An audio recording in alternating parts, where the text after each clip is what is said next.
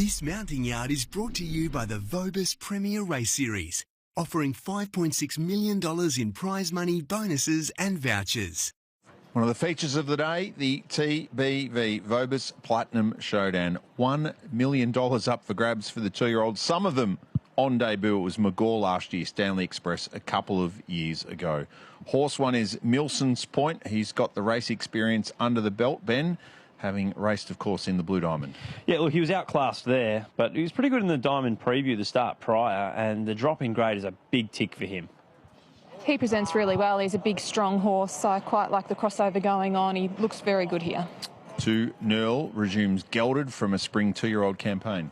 That gelding might be the key, because based on his form last preparation, I'd query him, but he's trialled and jumped out this time in like he's come back a much better horse. He looks one of the potential speed influences, and I think he represents some each-way value based on those trials and the gelding operation. He's pretty busy in the yard. Best to keep an eye on him behind the gates. His condition's very good, though. 3 Bigwigs runner-up to a subsequent stakes winner at Ballarat. Yeah, and he might have been beaten by a good one at Morphettville on debut. Then he went to Ballarat, got a long way back, was the strongest late behind Medicinal, who's since won at stakes level. There's a big wrap on the third horse from that race. There's been a subsequent winner out of it. He's the one that I think is going to be the strongest at the end of 1,200 metres, and because of that, I think he's one of the better winning hopes in the race. Really nice, neat type of horse. His coat is immaculate here.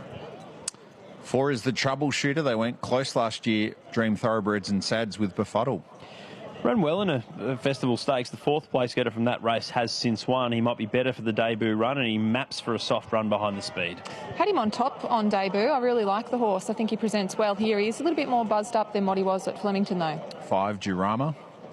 Yeah, who was doing its best work late there behind a dominant winner over 900 metres. Could be far better suited rising in distance here. But look, it's a stronger race, and he was beaten 4 lengths there at Newcastle. Another neat type of horse that's on his toes. Just keep an eye on him. 6 Golden Trove. Full sister Grand Straz was placed 3 times as a 2-year-old for Jason Warren before being transferred to Rodney Foster. I didn't see anything in the 2 jump outs that I could make any sort of a case with confidence. Bit late coming into the yard, haven't had a good look at him, but he looks okay from what I've seen. 7 Lomu, 10,000 out of Book 2 of the English Premier Sale. Half sister She's a Sort, a Kembla maiden winner. So the 3 jump outs this time in. Latest was probably the best. I thought the winner went better than him. I didn't see enough to suggest he could win $1 million race on debut. Big strong horse, not too dissimilar to McGaw, to be fair. He's handling his first day at the race as well. 8 Phillip Island, 250,000 out of the English Classic Sale. 3rd Dam Canarell, responsible for producing the one and only I Am Invincible.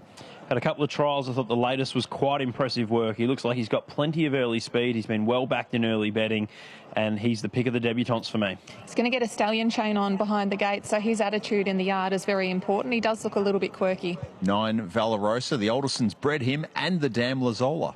Showed some ability in a jump out and subsequent trial. Like what I saw in the trial, he was well backed in early betting. He's been getting back right back out in the market now, but wouldn't surprise to see him run well off what he showed in the trial. He's a powerful horse, and he's got a big action too. He's one that's trying to contain himself quite well. 10 Miss Chanel's on the backup after placing in last Saturday's Riesling at Randwick. Look, she's a 4-start maiden, but she does bring probably the strongest recent race form into the race, coming through the Widden, the Piero and the Riesling. Look, she's down in grade here. She's hard fit on the backup. She's going to go forward. There's a lot to like. It's just whether you want to take the price. Nice professional filly, this, as you'd expect for one that's had this much racing. She's quite a tall, scopy type too. 11 Laguna Nini, the little sis of last year's winner McGaw. Yeah, she went forward, led on a track that was officially rated a heavy 9. It was, in fact, much firmer than that. I think the times would suggest it was on the better side of soft by that race. She's got early speed. She's got upside. She can use the inside gate. Look, it's much tougher, but I think she's capable of handling the rising class. She actually looks quite similar to her brother as well. She's a good, strong, athletic type. I like the progeny of Armour model. 12 Tagabella, 150,000 out of the English Classic Sale from the family of the great Typhoon Tracy. Jumped out okay. Showed some late strength there at Cranbourne. Whether I would have seen enough to think she can be winning over 1,200 on debut, I'm not sure, but has been 90s into 60s. She's been very professional for a filly having her first day out. It's a good, neat parade. Ben, your numbers for the showdown. Yeah, I thought Nerl represents some each-way value here at double figures or close enough to it. If he was a debutant, I think he'd be even shorter. Because we saw him last prep and his form was only fair, He's being judged off that, but he's been gelded this time in, and based on the jump out and trial, I think he's come back a lot better. So Nerl each way, I think the horse is going to be really strong at the end of 1,200 metres. Is Big Wigs. Form around him, stacking up beautifully. Pick of the debutants for me is Phillip Island, and you've obviously got to make a case for Miss Chanel, who's hard fit, can go forward and down in class. But Amy, who was the pick of the yard of these? I'm going to stick with the horse I had on top last start, and that's the Troubleshooter. I think he's got a good bit of ability behind him. He's a little bit more buzzed up today, but there's quite a bit of atmosphere here too. So hopefully he can keep his cool behind the gates. Of the rest, I thought Nerl looked very good. Big Wigs and Laguna Nini is another one that saddled up quite well as we're going to... OK, we've got a good spread of money here. Punters can't quite work this race out. Your early favourite, $2.70, now tightening back up from the $3.20 back into $3. Big Wigs. The pros want to be around this horse, and looks like your market mover, race 7, number 3. $7, $4.64.40, continuing to trim. The each-way plays for Phillip Island drying up late, out to $7 from $5.50. And then Nerl, we're holding more money than any other runner. The biggest liability in the book is number 2, and the bet count 2 for number 2. Outside of that, Amy, you've got $20 for Troubleshooter and a bit of specking, as I mentioned, for Val Rosso. Open race. It smells of a blowout. Who do you like at home? It's the first leg of the quaddie. Get your bets on. You win some, you lose more. For free and confidential support, call the 1-800 number or visit the website. Thanks for your time, Michael. Phillip Island is an impressive-looking horse in the yard. Lovely type, yeah. Well bought, I think, by Written Tycoon from a Snitzel mare. He's got good talent. It's a big ask. I think he's a very good horse if he wins today on debut. He's a high-energy horse, so I was pleased to see him parade really well. And what a lovely race to run in, you know, massive prize money. It's fairly restricted, I suppose. Still not easy to win, but he's a worthy contender. What were the instructions to Jamie? Just smooth, go with him, save something for the finish without getting too far back. He's a naturally fast horse. If he runs up to his trial, he'll put himself thereabouts, and I'd expect there's a couple in front of him. So from that nice draw, hopefully he's just getting a sweet run and can use his big stride late. Good luck. Thank you. Clark at the course at the moment. So getting organised. Low Moo at 50-1 joins them. Big Wigs has been supported here. $5 into $4 on VOP. Miss Chanel, 3.1 has been pretty solid as well. So punters have mainly settled on those two, with more support for Big Wigs now touching 3.9. Laguna Nini's been a drifter, almost double figures. So a little bit more sorted on VOP compared to the tote. Miss Chanel joins them. About to go up rideless as Phillip Island on debut in $1 million race as the starter marches over to the platform. They're getting very close. Plenty of nerves jingling the ownership groups down in the mounting yard, I'm sure. Plenty of anticipation for the $1 million TBV Vobus Platinum Showdown. Big Wigs, those famous colours about to join them. Let me know when you're right, mate. Big Wigs goes to the outside, and the field is set for Showdown 8. Ready at the 1200. Gates crash and away they go, and Valoroso in the centre jump quickly with Miss Chanel, and also Phillip Island, the Troubleshooters driving through along the inside as they sort out their order, and also Laguna Nini showing magnificent zip on the fence. So after 250, it's Laguna Nini, the Troubleshooter, right up there on the premises as well. Out deeper on the track is Nerl, and Miss Chanel's off the course. Phillip Island just behind them. They were followed by Low Moo. Next in the field, settling down into stride on the outside is Valoroso. Two further back in the field, Jurama. 3 lengths away, Tagabella outsped early with Milson's Point, Big Wigs, and 6 lengths Golden Trove. Laguna Nini came around the corner with 450 metres to go, leading the Troubleshooter Nerl. Miss Chanel off the course, then Phillip Island about 4 off the lead from Valoroso and Lomu under the Persuader. Then Jurama. Big Wigs is the widest and trying to come on right down the outskirts. Laguna Nini, 200 metres to go in front of Nerl and Miss Chanel. Eating into the margin, Miss Chanel goes to the front, and Big Wigs on the outside, under the arches, is storming over the top of them. Big Wigs up to Miss Chanel, Big Wigs, Miss Chanel, Big Wigs beat Miss Chanel. They paired off 6 lengths away, Nerl, followed by Jurama, Valoroso and Tagabella. They were followed by Milson's Point and Low Moo, Laguna Nini, Phillip Island, a long gap, the Troubleshooter and Golden Trove. Look at these scenes. Tony Santic, a mix in the midst of the ruck. And the Mackay Diva colours, the mighty mare who left us only a couple of weeks ago. Her memory, her colours in full flight here as bigwigs of placings at Morpheville and Ballarat. The Ballarat placing to Medicinal, who was so impressive, winning a 2-year-old stakes race at Flemington last week.